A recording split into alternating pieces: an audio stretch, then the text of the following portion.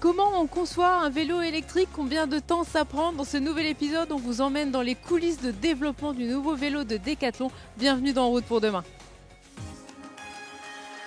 En route pour demain, présenté par Pauline Ducamp sur BFM Business et Tech & Co. Ce 12 septembre à Paris, c'est une journée importante pour Decathlon. Le groupe présente en effet son tout nouveau vélo, le LD 920E. Ce vélo, il doit apporter des innovations aussi bien en termes de connectivité que sur la technologie du vélo électrique. On a déjà des vélos électriques qui existent, on a déjà une gamme. Mais aujourd'hui, on va vous parler d'autre chose. On est fiers de vous présenter un produit qui fait abstraction du dérailleur. Ce vélo, c'est le bébé de Frédéric Young, le chef produit qui a travaillé sur son développement. Bonjour, merci beaucoup d'être avec nous, Frédéric. Bonjour. Comment vous vous sentez aujourd'hui lors de la présentation? Forcément, c'est une journée qui est un peu excitante parce qu'on a travaillé plusieurs années sur ce projet. On a travaillé 3 ans sur ce projet. Et aujourd'hui, c'est surtout une très grande fierté de pouvoir présenter cette innovation qu'on a travaillée avec toute l'équipe. Et c'est surtout une fierté pour l'ensemble de l'équipe. Parce que faire un vélo, c'est pas simple. Faire un vélo innovant, c'est encore moins simple. Et c'est vraiment extraordinaire de pouvoir le présenter aujourd'hui. Alors ce vélo, il marque vraiment un tournant. C'est vraiment une grosse innovation technique pour Decathlon en termes de technologie. C'est quoi l'ADN qui est derrière ce vélo? C'est quoi les innovations justement que vous y avez mises? D'accord. Alors par rapport à l'ADN de ce vélo, nous on cherchait à faire un vélo pour les vélotaffeurs. Les vélotaffeurs sont les gens qui vont travailler à vélo tous les jours. Et on cherchait à faire un vélo qui soit dynamique, facile à utiliser et surtout qui soit facile à utiliser dans tout type de ville, que ce soit des villes plates, vallonnées, avec des rues étroites, des rues larges. Donc en fait, la principale innovation de ce vélo réside dans son moteur, le moteur de technologie Uburu. Donc sans rentrer dans des détails trop techniques, c'est un moteur à transmission automatique. Ça veut dire en fait que c'est le vélo qui fait tout. À l'instar d'une automobile, avant vous aviez les boîtes manuelles, vous changez les vitesses. Ben là vous avez les vitesses automatiques. Ça veut dire que vous n'avez plus à penser, à anticiper, à changer les vitesses. Vous pédalez et le vélo fait tout le reste. Il y a aussi tout un côté connecté, puisque le vélo il est géolocalisable, Ouais. Il y a un écran. Est-ce que vous pouvez nous expliquer un petit peu aussi les innovations techniques qui arrivent sur ce vélo? Oui, tout à fait. Alors en fait c'est un vélo super connecté. Ça veut dire qu'à l'intérieur du vélo on a mis un tracker GPS qui vous permet de le géolocaliser en temps réel à l'aide d'une application mobile, Decathlon Mobility. Et en fait, grâce à ça, vous gagnez en sérénité parce que c'est une arme pour lutter contre le vol qui est un des freins à la pratique du vélo. Est-ce que ça veut dire que j'ai besoin de l'appli pour utiliser le vélo ou je peux l'utiliser sans avoir l'application? Alors le vélo, il est totalement autonome par rapport à l'application. Vous pouvez ne pas J'ai avoir pas de votre smartphone, téléphone. on s'en fiche. Par contre, c'est entre guillemets du bonus. C'est-à-dire que si vous garez votre vélo et vous voulez être serein, vous pouvez constamment le géolocaliser sur votre téléphone et vous bénéficiez d'un système d'alerte si quelqu'un touche à votre vélo. Donc vous êtes prévenu. Les données, vous allez les utiliser vous chez Decathlon ou c'est juste pour l'utilisateur? En fait, nous, il y a de la donnée qu'on va utiliser chez Decathlon. Parce que l'avantage d'un produit connecté, c'est pour nous, c'est aussi de mieux connaître nos utilisateurs. Alors bien entendu, ces données, elles sont anonymes et elles sont soumises au RGPD. Vous ne saurez pas où est le vélo de Pauline Ducamp? Non, Voilà. absolument pas. Par contre, on aura des macro-données sur les distances moyennes parcourues, le nombre d'accélérations, le nombre de freinages. Et ça va être un outil fantastique pour nous aider à améliorer nos produits d'un point de vue qualité, réparabilité et durabilité. Sur ce nouveau vélo, Decathlon n'a pas travaillé seul. Il s'est associé à la start-up belge E2Drive pour développer l'un des éléments technologiques les plus importants de ce nouveau vélo, comme nous l'explique l'un des cofondateurs, Arthur Deleval. Qu'est-ce que vous avez apporté à Decathlon sur ce tout nouveau vélo? Nous, on a vraiment travaillé sur le moteur qui se trouve au centre, au niveau du pédalier. Et pour le reste, c'est Decathlon. C'est le seul moteur du marché qui est un moteur à variation automatique continue. Déjà, il y a les 2 fonctions réunies en un, donc c'est-à-dire la fonction d'assistance et la boîte de vitesse qui sont à l'intérieur du même boîtier. Ensuite, le changement il est automatique, ça veut dire que c'est l'électronique qui change de vitesse pour vous, un peu comme dans une voiture. Et puis le changement il est continu, il n'y a pas 1, 2, 3, 5 vitesses, non, il y a une infinité de rapports de vitesse, ce qui fait que c'est complètement transparent et fluide pour l'utilisateur. Et il y a aussi, ce que vous nous avez expliqué lors de la conférence de presse, une seule carte électronique qui va gérer ces 2 moteurs. C'est ça, c'est assez particulier dans notre système, il y a 2 moteurs électriques et une seule carte électronique qui est équipée de pas mal de capteurs pour gérer le contrôle de ces deux moteurs, effectivement. Pour développer ce nouveau vélo, les équipes ont travaillé pendant près de 3 ans. On part tout de suite au Bethune Village à Lille pour découvrir le centre R&D de Decathlon. Nous voici donc dans la métropole lilloise au Bethune Village. C'est ici que sont conçus tous les vélos vendus par Decathlon, dont le dernier, le LD 920E. On va tout de suite retrouver Frédéric Young pour voir comment on conçoit un vélo.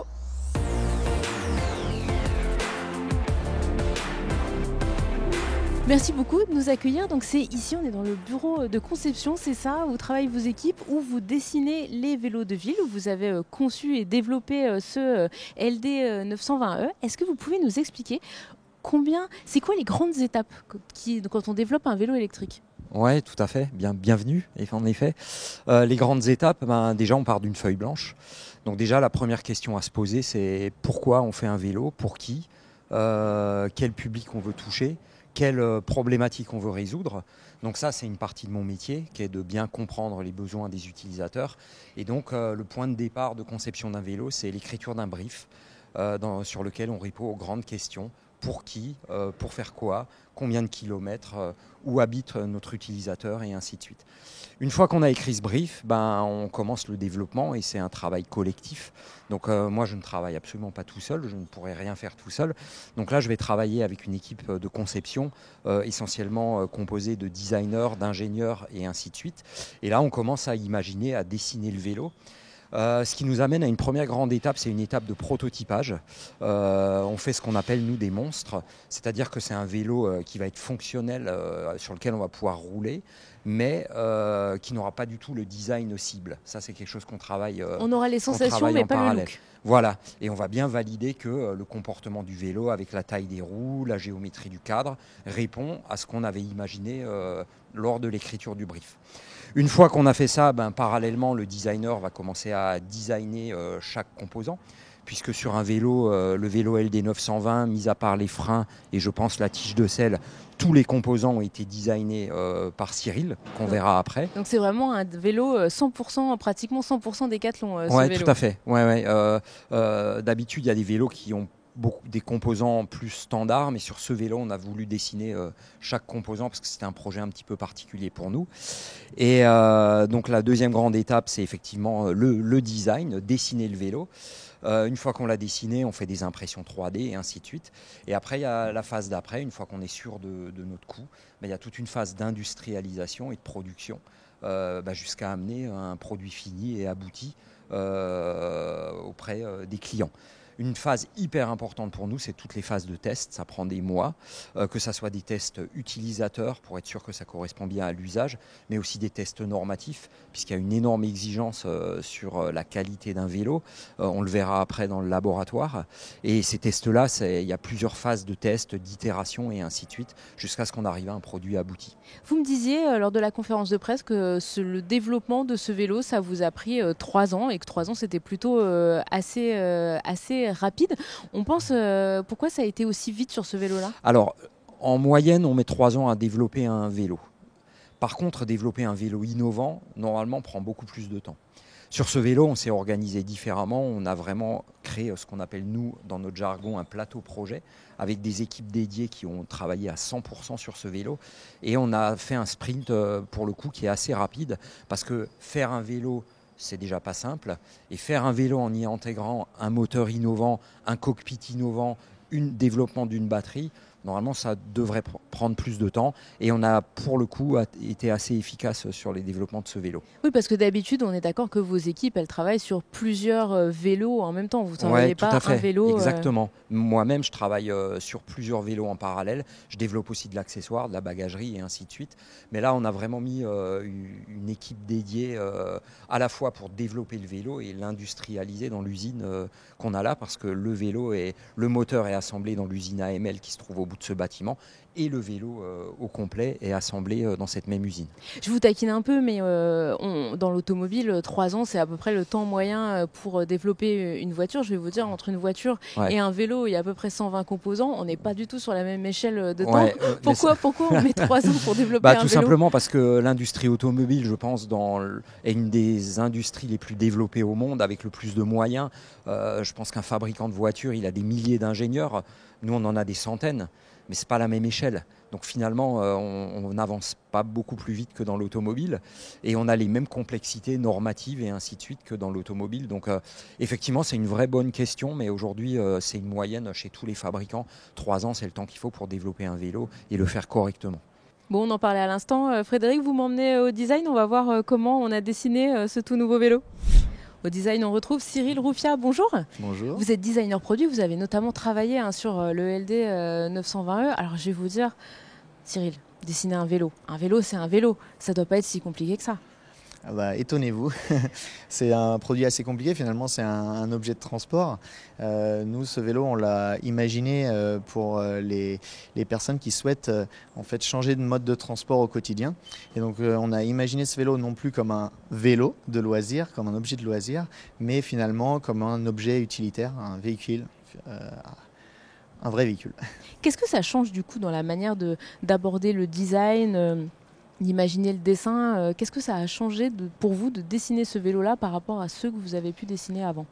Alors celui-là, il intègre une technologie un petit peu particulière et donc en fait on a dû beaucoup se pencher sur quel était le besoin de nos utilisateurs, quelles étaient les frictions qu'ils rencontraient pour pouvoir comprendre comment on allait venir intégrer ce moteur à un nouveau vélo et comment on allait pouvoir le faire comprendre aussi aux utilisateurs novices, aux personnes qui ne connaîtraient pas ce moteur. Donc il y a une énorme partie sur comprendre les besoins d'usage pour après les retranscrire sur un vélo de manière cohérente.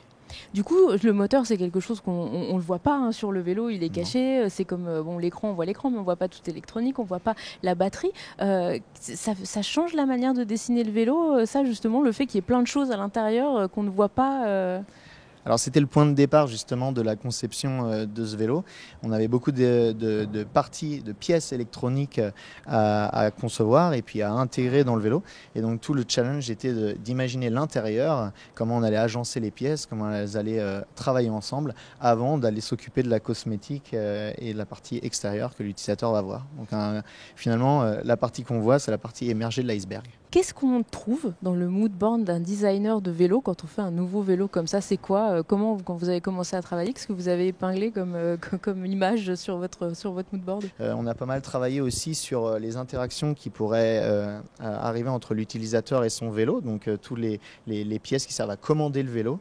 On s'est inspiré par exemple ici des manettes de jeux vidéo, voilà, dans le but de rendre le produit le plus facile et le plus sécurisant à l'usage.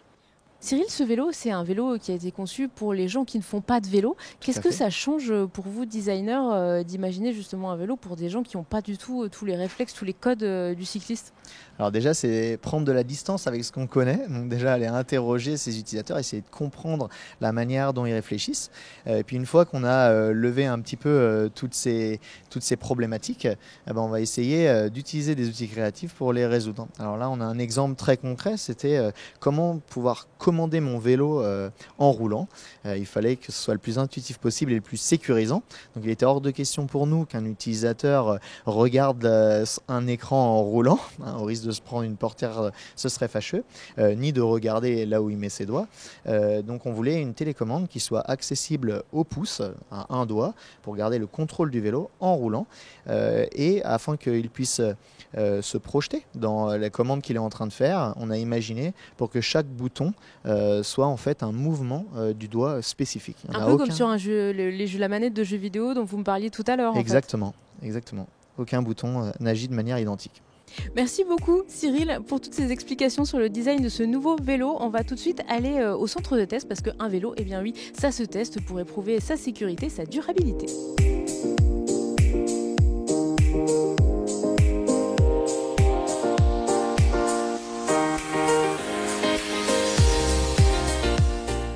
Nous sommes dans le laboratoire de test de Decathlon. Alors ici, plusieurs milliers de produits sont mis à l'épreuve tous les ans. Alors on a des vêtements, on a des casques, on a bien entendu des vélos. Jérôme Becker, bonjour. Bonjour. Vous êtes ingénieur essai, les vélos c'est un peu votre rayon, sans vouloir faire de mauvais jeux de mots. Qu'est-ce qu'on teste dans un vélo électrique? Eh bien, on va tester du coup des aspects sécuritaires pour se conformer du coup aux normes européennes. Donc vérifier la vitesse d'assistance du vélo, la coupure d'assistance pour des raisons de sécurité et du coup les notions de puissance et d'assistance. Alors sur le tout nouveau vélo, le LD 920E, il y a un élément technologique extrêmement important, c'est ce double moteur électrique. Ça, vous le testez aussi ? Oui, effectivement. Donc là, c'était vraiment un critère important pour nous, pour la commercialisation du produit, d'être vraiment sûr du bon fonctionnement du produit et de sa fiabilité. Et donc, c'est dans ce contexte qu'on a fait de grosses campagnes d'essai. Alors, on va se rapprocher, justement, la machine qui est en train de tester le moteur, c'est cette grande machine qui est ici, juste à côté de nous. Alors, ça fait vraiment, je décris pour les gens qui nous écoutent en radio, en fait, on a une grande boîte toute vitrée et puis on a un moteur, on voit la chaîne qui bouge. Et alors, il y a l'impression, ce moteur, on a l'impression qu'il est en train de faire le Tour de France, mais à 150 km/h. Exactement, c'est un peu ça. Donc là, on rejoue ici un parcours type d'un client, enfin un client type du coup, basé vraiment sur un panel, une représentativité de l'ensemble de nos clients décathloniens. Et donc on va exécuter ce parcours en continu, donc 24 heures sur 24, 7 jours sur 7, de manière à garantir la fiabilité du produit sur plusieurs milliers de kilomètres. Là, ce moteur-là, ça fait combien de temps qu'il tourne comme ça ? Et bien là, du coup, on est déjà plusieurs jours et plusieurs milliers de kilomètres du coup, parcourus. Et vous savez, quand vous lancez le test, combien de kilomètres vous pensez que le moteur va parcourir, ou c'est un peu la découverte ? Non, tout à fait. Donc là, on intègre les données de nos utilisateurs avec une approche statistique, de manière à, et c'est aussi donc le travail de Fred et mon travail aussi, de connaître vraiment l'usage et le nombre de kilomètres parcourus par nos clients avec nos moteurs. Et donc ensuite, on refait un équivalent sur machine. Alors un vélo électrique, c'est aussi c'est un moteur, mais c'est aussi beaucoup d'électronique, vu qu'il y a une batterie qui va communiquer avec un écran, qui va communiquer avec les moteurs. Là, on voit du coup le nouveau vélo qui est sur un banc de test. Vous testez aussi l'électronique. Qu'est-ce que vous testez pour que justement être sûr que ça va durer dans le temps ? Alors effectivement, du coup, là, on est passé du moteur au vélo complet, donc avec l'ensemble de ses composants. Donc le moteur, la batterie, l'écran. Et avec cette machine, on peut tester le vélo dans sa globalité pour s'assurer des performances du vélo complet et de sa bonne fiabilité, et aussi du respect des normes, de manière à assurer la certification CE de nos produits. Il y a des questions, comme par exemple ce vélo il est connecté, on va toujours savoir, connecté, géolocalisable pour être précis, on va toujours savoir où il est. Est-ce qu'il y a des histoires de tests, je ne sais pas, d'ondes, de choses comme ça qui sont réalisées aussi sur ces vélos ? Oui, tout à fait. Donc là, c'est du coup des tests réalisés par Alexandra, qui vous en parlerait sûrement mieux que moi, mais effectivement, on teste dans ce qu'on appelle la CEM, la compatibilité électromagnétique, pour nous assurer que le vélo, dans son environnement, ne va pas perturber d'autres équipements électroniques environnants et ne va pas lui-même être perturbé par votre smartphone ou un autre composant électronique. Nous sommes de nouveau à l'entrée du Between Village. On a retrouvé Frédéric. Alors Frédéric, ce bâtiment, il est vraiment immense, à quelques centaines de mètres. Il y a l'usine de fabrication du LD 920E. Qu'est-ce que ça change d'avoir vraiment l'usine à quelques mètres de votre bureau ? Déjà, c'est une fierté de pouvoir produire localement, parce que ce n'est pas toujours le cas dans l'industrie du vélo, même si on produit tout au niveau européen. Mais au-delà de cet aspect, c'est vraiment intéressant pour nous parce qu'on a l'œil direct sur l'industrialisation et la production de ce vélo. Donc ça veut dire quoi ? Ça veut dire que dès qu'on a un problème qualité potentiel, pour l'instant on n'en a pas, potentiellement on peut être hyper réactif pour changer des choses en assemblage. Et il y a un deuxième aspect qui est au niveau de la durabilité, ou tout au moins de la réparabilité du vélo, puisqu'on pourra le faire ici directement. Et à titre d'exemple, le moteur qui est également fabriqué ici, on s'est promis de ne jamais jeter un moteur. Ça veut dire que si un moteur est défectueux, il sera rapatrié ici, directement remis sur la ligne de production, et on pourra remettre ce moteur en l'état et le remettre dans le système. D'un point de vue circulaire, c'est hyper intéressant pour nous aussi. Mais alors du coup, si on prend ce principe de durabilité, vous pensez que la durée de vie de ce nouveau vélo, elle est de quoi 10 ans, 15 ans ? Nous, on s'engage à réparer, en tout cas à être capable de réparer un vélo au moins pendant 20 ans. Il faut savoir qu'un vélo, c'est un Lego de composants, et que si un composant est défectueux, l'objectif, c'est de le changer.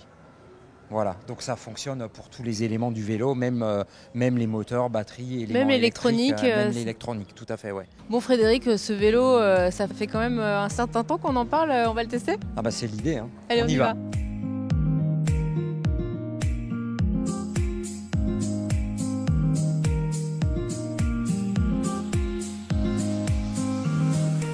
vient de faire un petit tour avec le LD 920E dans les rues autour du Between Village. Et Frédéric, je dois dire une chose, j'étais bien contente dans la petite pente tout à l'heure quand je voyais le cycliste devant moi avec son vélo mécanique qui avait du mal à monter, d'être assise sur ce vélo. C'était beaucoup plus simple. J'imagine. Ce vélo, il est en vente déjà ?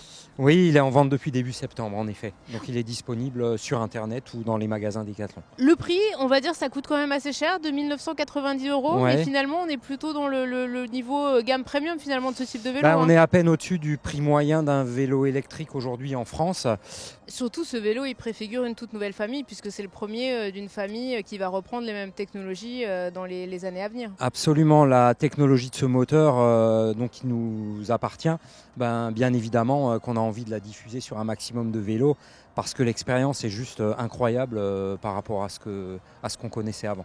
En tout cas, Frédéric, merci beaucoup de nous avoir ouvert les portes du Between Village. Écoute Pauline, c'est moi qui vous remercie, c'était un plaisir de pouvoir échanger avec vous. Voilà, en route pour demain, c'est déjà fini.